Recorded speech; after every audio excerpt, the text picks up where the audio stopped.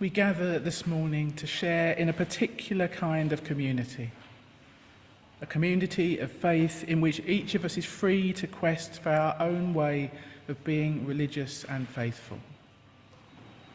We gather this morning to turn attention to our own spiritual journey, the path we've travelled until now and the road as it leads onward.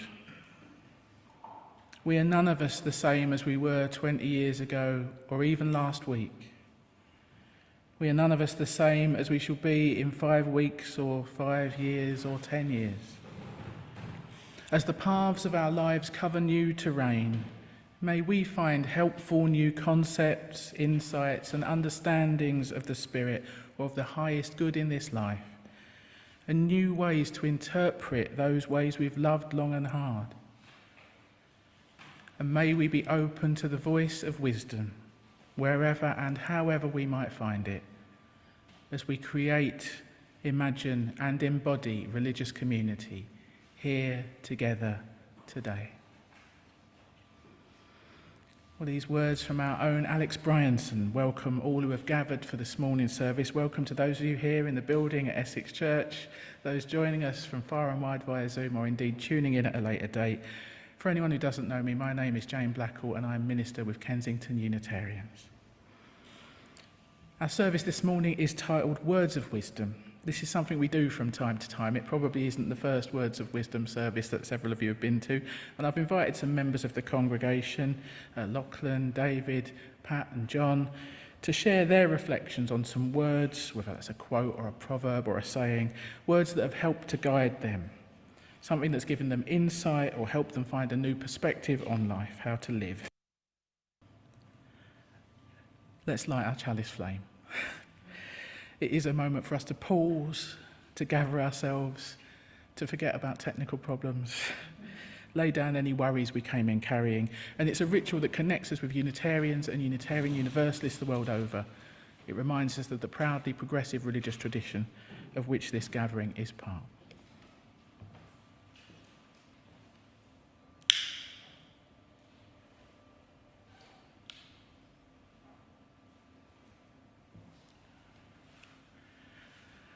As we travel the paths that our lives reveal to us, we're often not sure of the way, of the distance or the destination.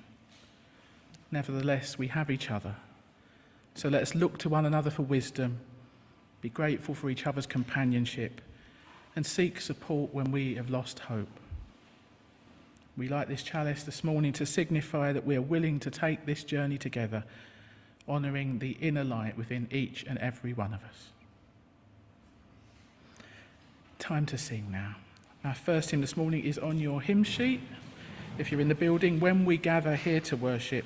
If you're joining on Zoom, the words will be up on screen, as they will for all the hymns today. Stand or sit as you prefer.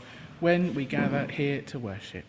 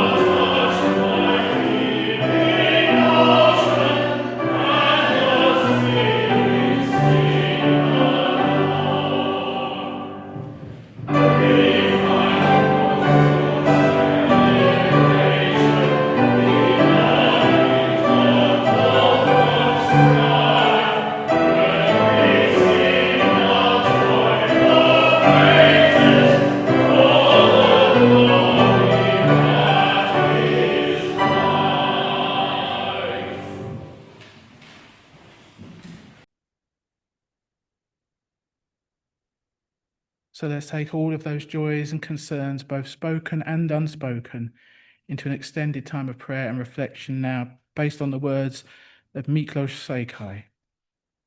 You might want to adjust your position, close your eyes, put down anything you don't need to be holding. Perhaps there's a posture that helps you to feel more settled and centered, whatever helps you to get into the right state of body and mind, to be fully present to yourself, to each other, and to that which lies within us and beyond us.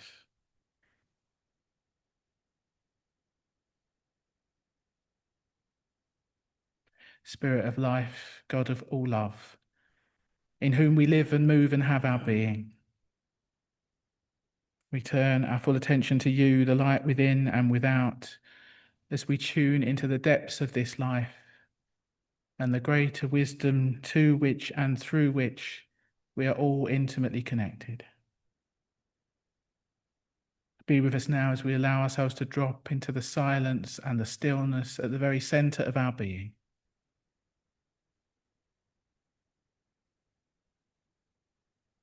Be with us each new day as we wake. Let us know the comfort of your presence and the revitalizing power of your calling.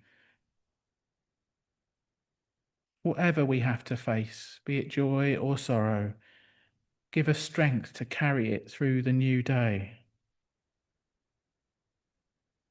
Give us to know that when we arise in the morning, we must give thanks for the morning light, for life and for strength, for we are still here. We must give thanks for the gifts of living, our food and our friends, and so many small joys. Joys which might go unappreciated in the struggle of our days. Give us hope in doing your will, in aligning ourselves with the promptings of peace, justice, and love. May the warmth of the fellowship we share here stay with us through the coming week and all it brings our way. May we draw strength from this faith that we hold and this beloved community that we are an indispensable part of. May we show our faith by extending our compassion and care even to those we find challenging, those we struggle to understand.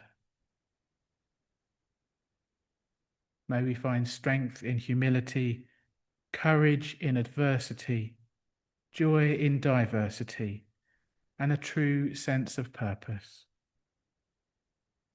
And so in the coming week, may our ears and eyes be open to tidings of joy and gladness, to hints of new possibility. Bless and prosper the work of our hands, for our life and for the larger life as you would see it, the realm of love that is yet to come.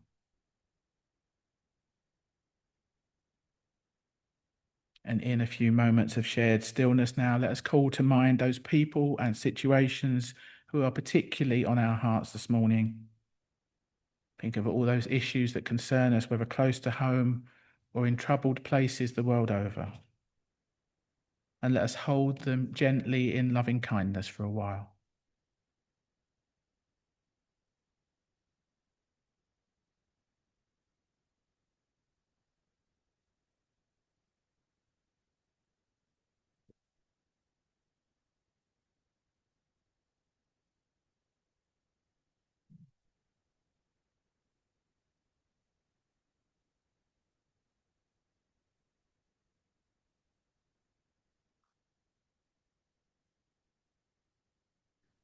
And let us hold ourselves in loving kindness too. Each of us carries our own private burdens. Life is tough for so many. We're all too aware of life's struggle and hardship. So let us rest in self-compassion now as we ask silently for what we most need this day.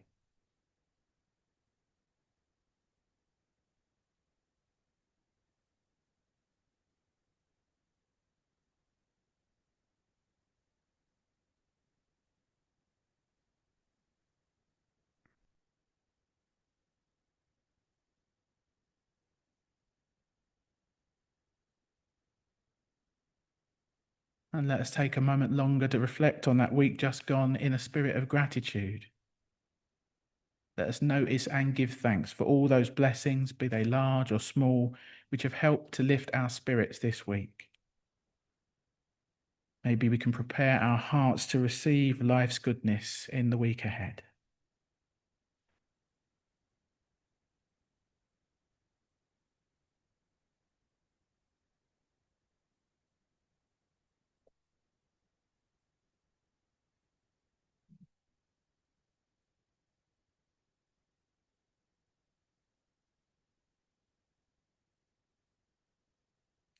Spirit of life, God of all love, as this time of prayer draws to a close, we offer up our joys and our concerns, our hopes and our fears, our beauty and our brokenness. And we call on you for insight, healing and renewal. As we look forward now to the coming week, help us to live well each day and be our best selves, using our unique gifts in the service of love, justice and peace. Amen.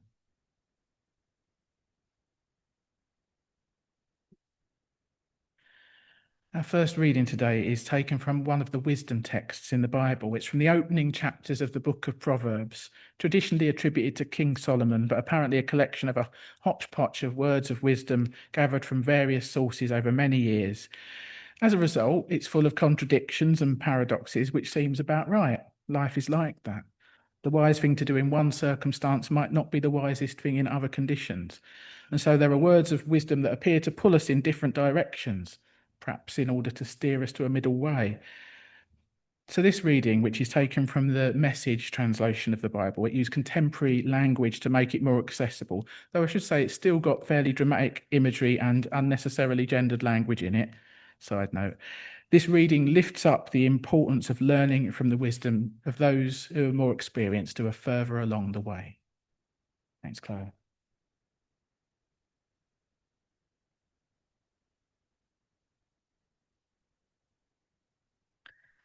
Reading from the book of Proverbs, excerpts from chapters 1 and 2. These are the wise sayings of Solomon, David's son, Israel's king, written down so we'll know how to live well and right, to understand what life means and where it's going, a manual for living, for learning what's right and just and fair, to teach the inexperienced the ropes and give our young people a grasp on reality. There's something here also for seasoned men and women, still a thing or two for the experienced to learn, fresh wisdom to probe and penetrate, the rhymes and reasons of wise men and women. Good friend, take to heart what I'm telling you. Collect my counsels and guard them with your life. Tune your ears to the world of wisdom. Set your heart on a life of understanding. That's right. If you make insight your priority and won't take no for an answer, searching for it like a prospector panning for gold, like an adventurer on a treasure hunt, believe me, before you know it, fear of God will be yours. You'll have come up upon the kingdom of God. And here's why. God gives out wisdom free, is plain spoken in knowledge and understanding. He's a rich mine of common sense for those who live well, a personal bodyguard to the candid and sincere. He keeps his eye on all who live honestly and pays special attention to his loyally committed ones. So now you can pick out what's true and fair. Find all the good trails. Lady Wisdom will be your close friend, and Brother Knowledge your pleasant companion. Good sense will scout ahead for danger. Insight will keep an eye out for you. They'll keep you from making wrong turns or following the bad directions of those who are lost themselves and can't tell a trail from a tumbleweed. These losers who make a game of evil and throw parties to celebrate perversity traveling paths that go nowhere, wandering in a maze of detours and dead ends. So, join the company of good men and women. Keep your feet on the tried and true paths. It's the men who walk straight who will settle this land, the women with integrity who will last there. The corrupt will lose their lives. The dishonest will be gone for good.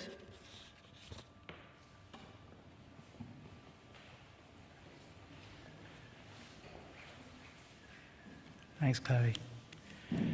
Time to sing again now. Our second hymn is number 151 in your green hymn book. It's a classic, Be Thou My Vision, hymn 151.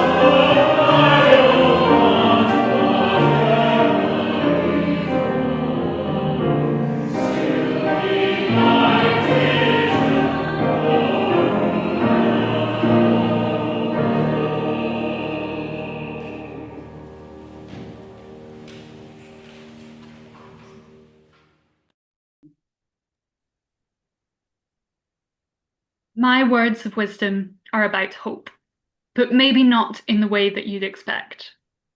In February, Jane spoke to us about the temptation of despair in the face of the world's troubles or our own personal struggles, and the need to resist it, to at least wrestle with it. What people often say in the face of despair at the rising tide of fascism and racism and everything else is that you have to have hope for a better, fairer world, that you need to believe that the arc of the universe bends towards justice, even if recent evidence doesn't bear this out. Personally, I find this advice difficult and even counterproductive. The idea that we should always be striving to feel that buoyancy and optimism that things can get better is exhausting to me. It feels like a lot of pressure to put my energy into feeling the right thing rather than in actually doing something. And it usually ends with a lot of self-recrimination for not feeling hopeful enough, instead of with action. When I'm despairing at the state of the world, it doesn't help me to be told I just have to hope, even less to be told that hope is a moral imperative. Instead, I think about J.R.R. Tolkien. His epic, The Lord of the Rings, is full of characters who give in to the temptation of despair, and as a result make choices that make everything worse. There is also a lot about finding hope in the darkness, about trusting that a higher power will come through for you, despite the dire straits you find yourself in. Neither of those touch me as deeply as the thread running through the book of Let's just keep going, regardless of how you feel or of how much hope you can muster. When one character despairs at a serious setback, saying, "This is a bitter end to our hope and to all our toil," his friend doesn't say, "Keep up your spirits, we can still have hope." Instead, he says, "An end to hope, maybe, but not to toil. We shall not turn back here." I find this very comforting and galvanizing too. It makes me feel that it doesn't matter if my feelings are correctly hopeful or not, or if I really believe a positive outcome can be achieved, because there's still a way forward, regardless of what the ultimate outcome will be. There's still a next right thing to be done. As that same character says a little later, "Come, with hope or without hope, we will follow the trail." Even when we've lost hope, we can still find the next right thing to do. We can still follow the paths our conscience sets us and keep going. I find this a much deeper consolation than exhortations to hope, and much more likely to spur me on to useful action, which is, after all, the only thing that really counts in the face of despair.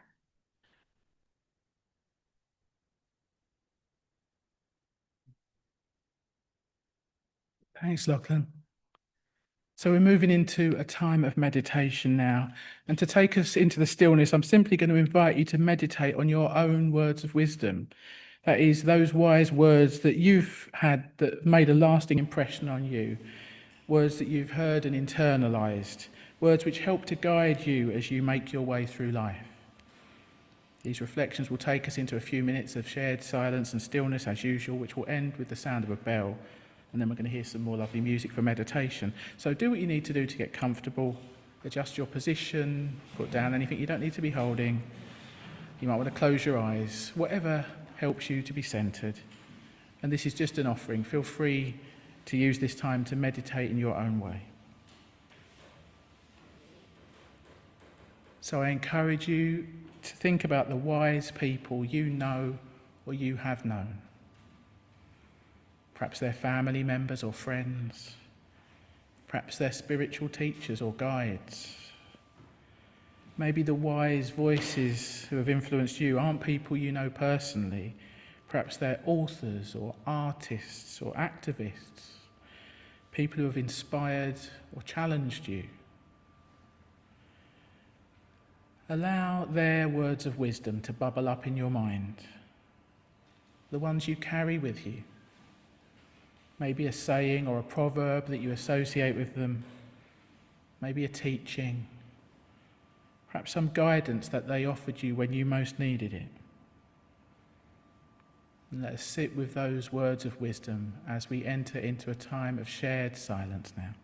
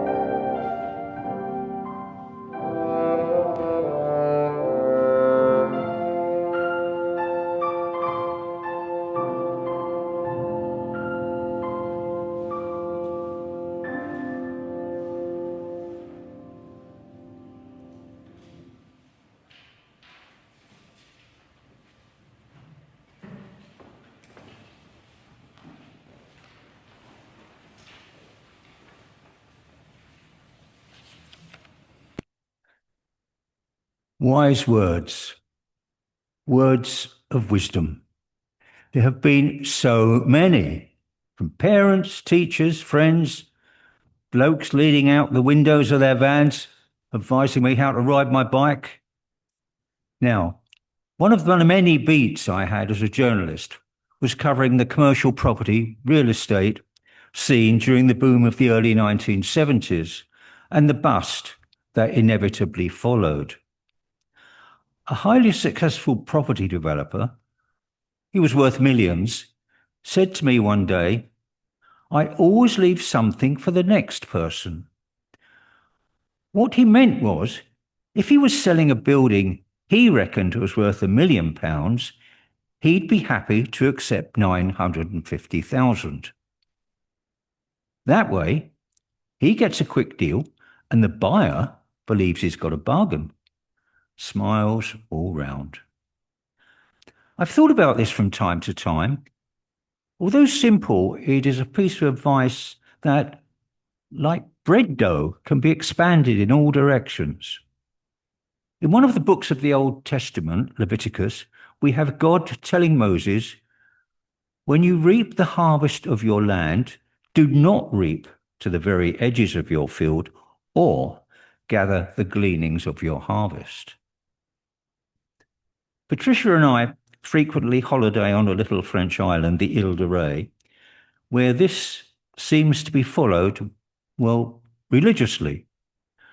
One of the island's products, alongside wine and salt, are potatoes deemed to be so special that in the early spring you can pay €10, yes, €10 or more, for a 1 kilo box of these in one of the smartest food halls in Paris. The famous pomme de terre de Ile de Ré grow in the earth like any other potatoes. And despite the spud's significant value in the posh shops, the farmers do not bother picking up the ones that remain on the ground when the harvesting machine has passed through. Those gleanings are for anyone who wants to pick them up. The farmer has been generous. The gleaners are happy. Again, smiles all round. But the advice from that property developer can be applied equally to the philosophical. The recounting of journeys, for instance. It is more usual to want to boast of the best or the worst travel experience than to invite somebody else to top your story. Most of us want to command the moral high ground at some time. We say, "Oh, we don't fly, we take the train." Yet a few weeks ago, I took an aeroplane 3 times in the course of 10 days. Do some of us want to be the most virtuous, to claim we go on more demos for Palestine or the environment? Never tell lies, give to charity, whatever. When telling others what we do, why not leave a little space for them to do better? We'll probably have more interesting conversations as a result.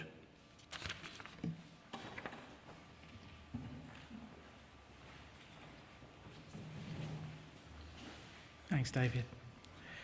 Time for another hymn now. This hymn is on your hymn sheet. We haven't sung this in ages. It's got a slightly unusual rhythm that makes me want to bob around. So feel free to bob around. It's apparently based on a folk tune from the Philippines, and we're going to hear it through once before we sing. Thanks, Georgia. Oh, the beauty in a life.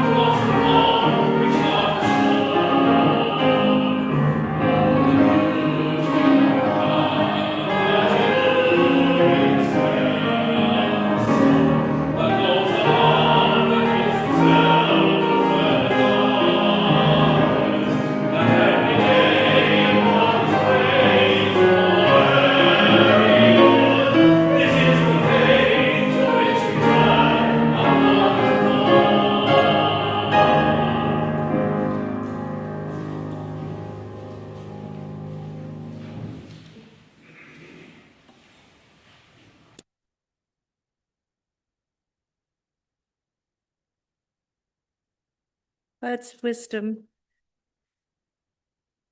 When I was asked for a contribution on this theme, I agreed because I have heard numerous words of wisdom from many incredible teachers. I have attended countless workshops, sat for hours on retreats, read what seems like hundreds of books, and every time I go online, there's always more wise quotes or motivational kicks to show me the way. So I felt well equipped for this task. So here are the wise words that brought me back to God. The finger pointing at the moon is not the moon. When I heard this incredibly simple Zen Buddhist quote, it felt like the most important message that I could receive. I saw that my external searching was disconnecting me from who I truly am. I had followed so many paths, and in so doing, had forgotten my own heart. My addictive thinking had kept me in the outward search mode and was never going to lead me within. Of course, I feel privileged to have been with so many wise teachers who helped me to realize that I do not need to do or be anything because I am already whole. But I still did not believe this was true. I needed to embody this truth, to be fully present in my body. I gave myself space and learned to stop thinking my feelings and started to really feel them in my body. I found myself naturally slowing down and lightening up. I began taking myself less seriously, and I felt calm and open. There's more ease and laughter. I don't deny there are problems, sorrows and upsets, but if I catch myself trying to fix them, I now find that I can mostly surrender and wait for guidance from within. The more I can trust my heart, the more I go direct to source and learn to know myself as love. As time went on, I felt guided to be part of a community where truth, justice, and freedom were sacred, where shared experiences are encouraged and space is given to discuss different spiritual practices. So on a Sunday morning in 2018, I found myself attending this Unitarian church where everyone is welcome, whatever their beliefs, their gender or race. And in this church, I feel that together we can grow in love.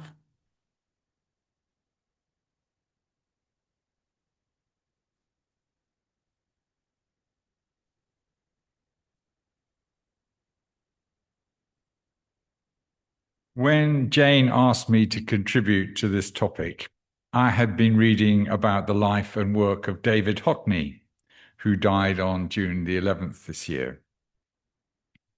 I learnt that Hockney was not religious, but that he did hold a personal spiritual sense of wonder about the universe. He was also known to quote Billy Wilder's take on Christianity. I have nothing against the pilot. My problem is with the ground crew. In one part of his obituary, I was particularly taken by one of his drawings of a plinth in a desert landscape called Carl Sagan Quote. This carried an inscription from Sagan's book, The Pale Blue Dot. I thought initially that it was a drawing of a tombstone, but in fact it was done the year before Sagan died. And the inscription reads, "In some respects, science has far surpassed religion in delivering awe. How is it that hardly any major religion has looked at science and concluded, this is better than we thought? The universe is much bigger than our prophet said, grander, more subtle, more elegant. God must be even greater than we dreamed." Instead, they say, no, no, no, my God is a little God, and I want him to stay that way. A religion, old or new, that stressed the magnificence of the universe as revealed by modern science might be able to draw forth reserves of reverence and awe hardly tapped by conventional faiths. Sooner or later, such a religion will emerge. So these words, they spoke very powerfully and coherently to the scientist in me. And yet it also described a religion emerging, or perhaps already existing, which would require me to trust that my not knowing could be the basis of my faith in God. This has been a major shift for me. Previously, I'd sought refuge in the certainty of atheism, the cycle of birth, reproduction, and death, together with a need to know what behavior constituted a rational and ethical life. But Carl Sagan's description of how I might go beyond this secular humanist view requires me to draw forth reserves of reverence and awe. A lifetime of reading has given me access to much great teaching, but I find I must look beyond words to progress along my spiritual path. The silence of meditation and an increasing awareness of the interconnectedness of our existence on this tiny planet are essential ingredients. But so is the power of art, especially music, in allowing me to transcend the limitations of language. So in conclusion, I said that I thought that the drawing was of a tombstone, and it was perhaps not surprising that I'd made an immediate connection to my mother's grave, on which I inscribed some further words of wisdom. God is love.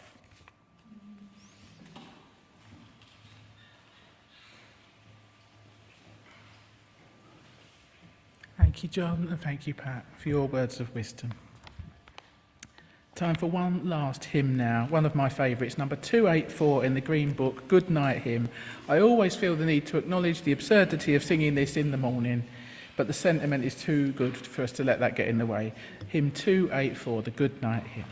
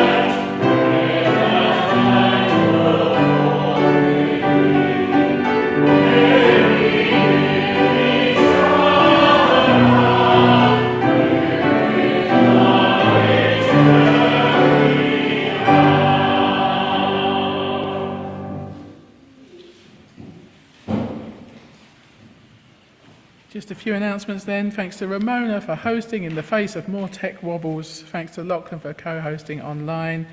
Thanks to Holly and George for Lovely Music Bench for supporting our singing.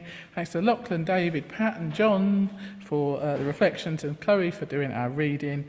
Thanks to John for greeting, and indeed Pat and Anna and Akiko and everyone else who's been helping out in the kitchen. If you're online, stay for a chat with Lochlann if you can. If you're in person, please do stay for lunch. I'm sure there'll be enough to go round. Or you can just stay for tea and cake if you're in a rush. Many thanks to Liz for organising the lunch. She's already gone off to work in the kitchen. I'm sure she'll be grateful for help with the cleaning up if anyone's here that long. Tonight and Friday, we've got our online Heart and Soul contemplative spiritual gathering. We've got a bonus one tonight because the book club was off this month. The theme is humility. Sign up with me for that. And although this month's book club is off, next one is very much on. On the 30th of August, we'll be reading Upstream, How to Solve Problems Before They Happen by Dan Heath. I've got a few copies to loan out on the shelf at the back. Just let me know if you take one and you're planning to come along. Next Sunday, we'll be back with a service on practical mysticism, featuring special music from our quartet of singers, and that will be followed by Margaret's singing class. I also want to plug a little opportunity that's coming up next month online. Hutt Close Summer School is sold out in person, but you can still join the online talks and engagement groups via Zoom. That's daily from the 22nd of August. It's £100 to sign up, but you need to book as soon as possible. Let me know if you want to know more about that. All these activities are listed on the back of the order of service. They're in the Friday email. As you know, the church has very much got a life beyond Sunday morning, so do what you can to look out for each other and nurture all those supportive connections. So just time for our closing words and music. May the blessings of life be upon us, upon this congregation. May the memories we gather here give us hope for the future. May the wisdom we receive prompt new growth and insight. May the love that we share bring strength and joy to our hearts. And may the peace of this community be with us until we meet again. Amen.